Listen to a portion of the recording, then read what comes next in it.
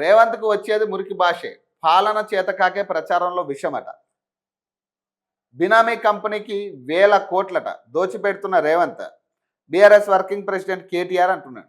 ఫిరాయింపు ఎమ్మెల్యేలపై అనర్హత పిటిషన్లు స్పీకర్ వరుసగా కొట్టివేస్తున్న తీరు రాజ్యాంగానికే గొడ్డలు పెట్టని బీఆర్ఎస్ వర్కింగ్ ప్రెసిడెంట్ కేటీఆర్ ఎక్స్లో పేర్కొన్నారు.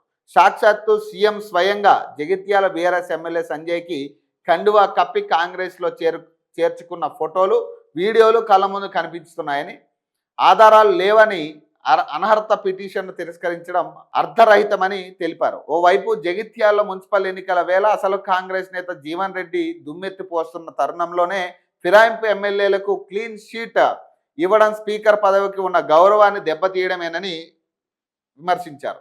స్పీకర్ తీర్పు ఫిరాయింపు ఎమ్మెల్యేలపై న్యాయస్థానానికి ఆశ్రయిస్తామన్నారు. కేఎల్ఎస్ఆర్ కంపెనీకి 6,000 కోట్ల కాంట్రాక్టుల దివాలా తీసిన కేఎల్ఎస్ఆర్ కంపెనీకి రేవంత్ రెడ్డి హయాంలో Amrut scheme, Jal Jeevan mission, young India residential schools, Telangana సాగునీటి ప్రాజెక్టు పనులు, రహదారుల పనులు కలిపి 6,000 కోట్ల ప్రాజెక్టులు వచ్చాయని కేటీఆర్ ఆరోపించారు.